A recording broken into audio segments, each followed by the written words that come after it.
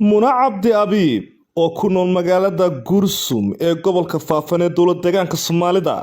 ayaa sheegtay inay nafteeda u hubeynayso askarigii baraha bulshada qabsaday. Haddaba waa kuma askarigani? Waxaa jirta yana gabadh kale oo yana tiri nafteyda ayaan u hibeeyay askarigaasi oo waxaan doonayaa inaan guursado shuruud la'aan. Askarigan ayaa durba markay labadaas gabdhood ay ku dhawaaqeen inay doonayaan askarigaasi ayaa ganacsatada caanka ah ee dowlad deegaanka Soomaalidu waxay iyaguna ku baaqeen inay arooska iyo meherka gabadhaasi ay dhigi doonaan. Haddaba Muna Cabdi Abiib waa tuma waase kuma askarigan gabdhaha dowlad deegaanka Soomaalidu ay u hiloobeen ay doonayaan naftooda ay u hibeeyaan.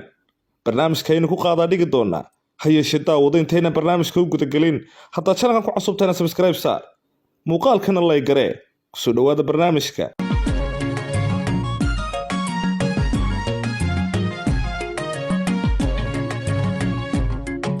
Muna Cabdi Abiib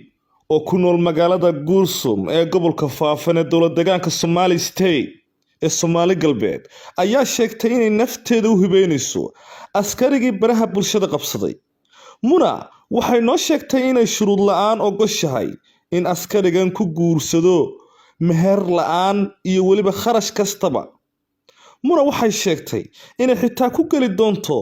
haddii uu xaas leeyahay oo xaas labaad uu leeyahay.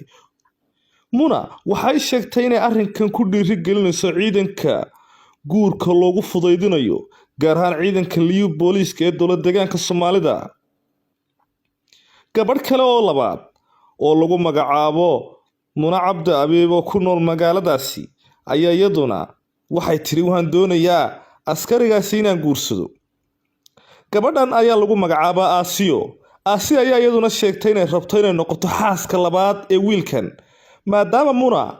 ay tahay xaaska koowaad kadib markay ogaadeen inaanu xaas lahayn askarigan inuu yahay askari dhalinyaro ah oo dhawaan ku biiray ciidamada liyu booliiska. dhinaca kale ganacsade weyn oo caanka dowlad deegaanka Soomaalida oo lagu magacaabo Xaaji Siyaad Fuurey ayaa waxa uu sheegay waxa uu yiri walaalaheen Muna Cabdi ama walaasheen Muna Cabdi waxaan bixinayaa buu yiri wax walba ku baxaya qarashka arooska. Ganacsade Xaaji Siyaad Fuurey oo u dhashay gobolka Daawa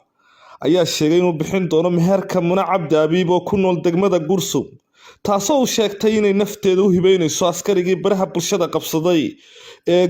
goobta Daawa wada dhiigooda la nool oo u horaya dowlad deegaankooda. Haddaba arrinka la yaab kale ayaa ciddii moodaysay inay la dagaalamayso kaliya ciidan liyu booliisa way aragtaa inay la dagaalamayaan dadka deegaanka Soomaalida oo 8 milyan ah. midnimadooda abaabulkooda iyo siday u kaceen ayaa laga garan karaa ayay tiri Muna Abiib oo doonaysa in askarigani ay guursato. waan ka duwanahay bay tiri Soomaalida kale way ka baqdaan al-shabaab lacag baad ayay siiyaan garsoor bay u yihiin maxkamado u leeyihiin xabsiyo ayay u xidhaan. innagu waynu ka duwanahay deegaanka 100 sano jabhad ah oo dagaalamaynay ma nihin qolyo lagu xuuqin karo jabhado. waxaa sidaasi tiri Muna Abiib. Muna Abiib sidoo tahay tiri ku dhawaad 100 sano dadka ku nool deegaanka Soomaalida nabadda deegaanka iyo dowladnimadu sheeko iyo maqal bay ku ahayd nooc walba oo rafaad iyo cadaab adduun ahba waa sooyaalkooda ka buuxa. waa dad dhibka qabatimay oo la falgalay colaadda yar iyo weyn isku aragti bay ka qabaan. ereyga nabad waxay aaminsan yihiin waxaa nabadda lagu qeexayo inay tahay midhaha dagaalka kadib ku soo baxa dhiigga geesiga. shacabka dowlad deegaanka Soomaalidu waa sanado tirsan inta ay salaantooda ka mid noqotay nabaddu see tahay iyo waa nabad waa bulsho nooc walba oo dagaal ahi midaynayo quluubtooda. waa shacab hiil iyo hoo duruufo adag kaga soo gudbay balse wira bay tiri labadii cisho u dagaalku socday waxa adhi deeq ah lacag gurmad ah iyo dhiig loo shubay ciidanka liyu booliska ee dowlad deegaanka Soomaalida waliba iyada oo aan sii qorshaysnayn balse sawiro sida ay yar iyo weyn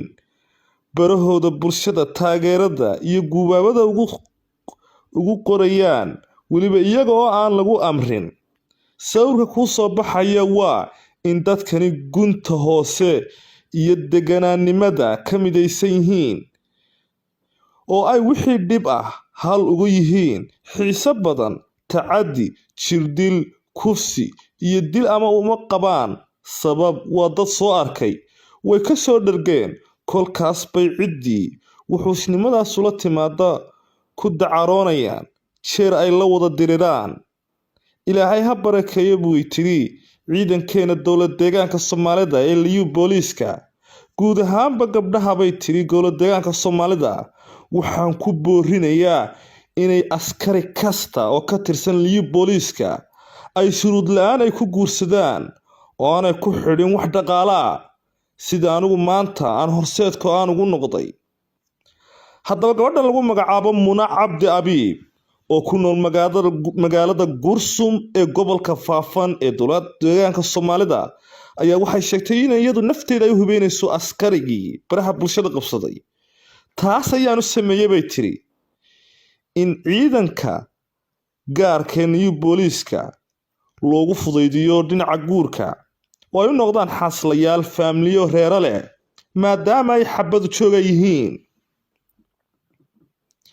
Muna Cabdi Abiib ayaa iyaduna waxaa ka daba qaadatay gabadh kale gabadha labaad oo lagu magacaabo Aasiya ayaa iyaduna sheegtay inay rabto inay noqoto xaaska labaad ee wiilkan haddaba arrinkan ayaa baraha bulshada qabsaday saacadihii u dambeeyay gaar ahaan kuwa Soomaalida maadaama gabadhani Muna Cabdi Abiib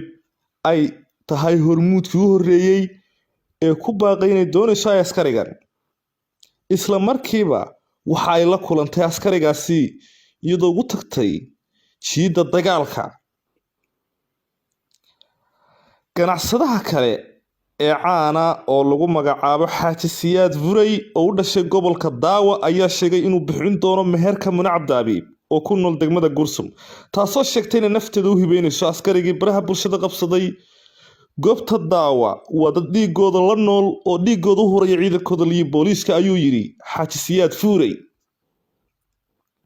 haddaba daawade sidee u aragtaa in gabdhihii dowlad deegaanka Soomaalida ee Qurayshta ahaa ee askartoodii ay shuruud la'aan iyo xoolo badan aan ku xidhayn askartooda u hiilinaya ee ka difaacaya cadowga ku soo duulay fadlan sidee u aragtaa gabadhan labaadse ma ku taageersan tahay inay u noqoto gabadha labaad